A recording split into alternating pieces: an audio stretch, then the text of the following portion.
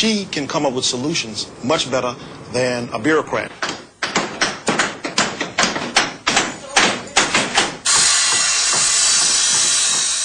The intentions of this local community group are good. They want to rebuild the community as the community wants. I said, are you pretty pleased with the work we're doing? Yes, I am very pleased with it. But government money always corrupts. Look at the number of people rebuilding this garage. It doesn't make sense, except that these are CETA workers paid for by taxpayers' money. Government funds have allowed the organization to take over a whole area of Chicago. They now have their own supermarket.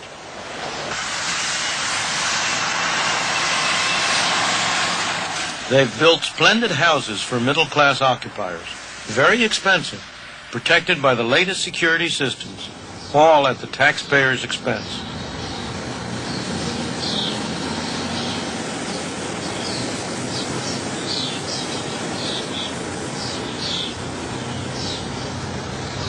In a sense, TWO is rapidly becoming a mini government. At this particular point, we have approximately 400 employees. We have an operating budget of in excess of $5 million a year. So we are large. Large and expanding. Their next project is to redevelop this site. And that's only the first step in a 20-year plan that will cost $220 million, most of it coming from the taxpayers. In the South Bronx, they're very familiar with government protection, like the rent controls that made it uneconomic for landlords to maintain their buildings. They've moved out and the vandals have moved in. The South Bronx is an area where many of the people are on welfare and where the crime rate is high. But all this could change. A group of local people has begun to renovate these buildings, to build new homes. They call themselves Sweat Equity, because at first sweat and effort was all they could put into the project. Only later did they accept a small government grant. How long ago did you start working on this building? 4 months ago. On this building, right here. And I take it what you're going to do is gut the whole thing from beginning to end. Right, totally gutted. And you'll have to rewire, put new walls up, new floors, new ceilings, new everything. Worked in the winter, worked in the summer, worked when I had the chance to work. How many people have you got working here? A good 40 people. How do you keep them working? You know, some of them must want to get tired of it, and pull off and so on. So how do you... Try to keep them interested. We show them what can be done in the future, what will be done in the future. Mm-hmm. And they get, well, at first, it's kind of hard to prove to somebody that in the next 3 or 4 years, what will come out of it. They can't see it in the long-range term. They want to see it in the short run. They need money right now, and not in 2 or 3 years. Sure. So we try to show them that it will happen. It's true they now accept some government money. But so far, they've managed to retain their original philosophy that the best way to get something done well is to do it yourself. Okay, like what we're doing, we're bringing people out of the street and giving them something to look forward to. They have their own apartment. They'll be taking care of the area around it. They have a garden. They have something to look forward to. They can even get off welfare. You even get them a job. So they can drop the welfare and have some self-pride. That's the whole thing about it, self-pride. Because as long as you're collecting from the government and sitting back, you have no worries. We're not sitting back. We're working.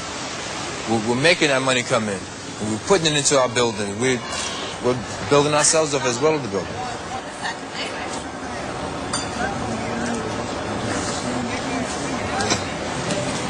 Some of these people are CETA workers, paid for by the taxpayer. But this isn't as useful as it might appear. You ask these fellows, which would they rather have, the CETA workers or the money that's being paid to the CETA workers? Which would you rather have? The money pays the CETA. That's your answer? But that's very expensive help. In terms of what these people could use with the money, you give these people the amount of money you're paying to that CETA workers, and I'll bet they'll have twice as much, 3 times as much work out of them. Am I wrong? You're right. You're right. Exactly. So that's a very inefficient way to use their money. The problem is you've got a bureaucracy, and the government bureaucrats, they want to decide what to do. They don't want to let you decide what to do. Exactly. Ask yourself, how did this place get built up in the first place? After all, this was a pretty respectable, solid, substantial region when it was first developed. It wasn't done through a government project. It was done by people individually, having an incentive to put up these buildings and occupy them. What these people we've been seeing here are doing is they're trying to restore that feeling and that attitude. You'll have a far healthier community here if it grows out of the self-help of people like the people we've been talking to than if it's a paternalistic venture undertaken by governmental civil servants and bureaucrats who have to plan on a large scale for other people. We must find a way to give everyone caught in the welfare trap the kind of initiative these people have. The best, or should I say the least bad solution I have ever been able to devise is something called the negative income tax. This is the idea that we should get rid of a large part of the welfare bureaucracy and of the demeaning rules, that we should help people who are poor fundamentally by giving them money. With the positive income tax, you're entitled to a certain amount of personal exemptions and deductions, and above that amount you pay tax. But suppose you have no income.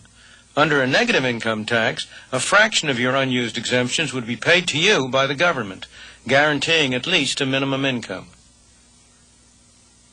If you earn something, you'd still get a fraction of your unused exemptions, and you'd end up better off.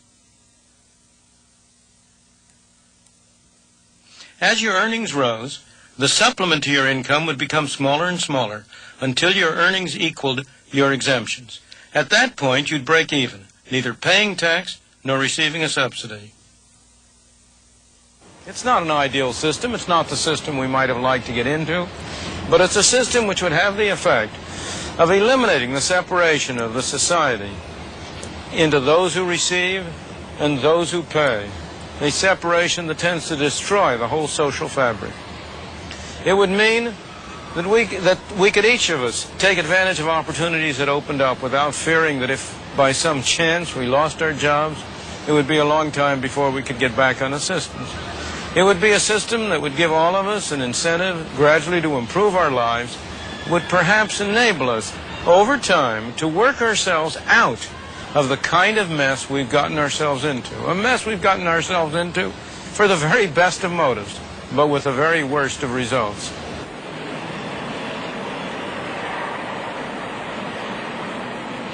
We have become increasingly dependent on government.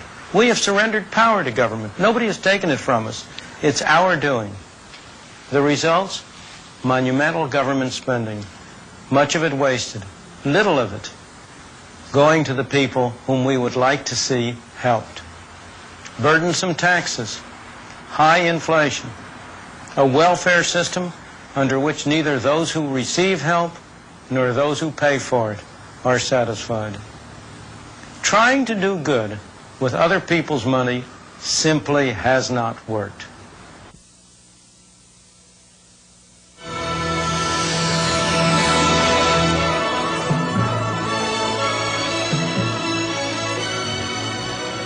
The discussion is already underway here at the University of Chicago, so let's join it. As I looked at the film, I had a growing sense of anger. Anger that position failed to recognize that the system that was being attacked was necessary in our capitalistic free enterprise system that by its own failure produces poverty and therefore requires governmental intervention in the interest of those people caught in the traps of poverty.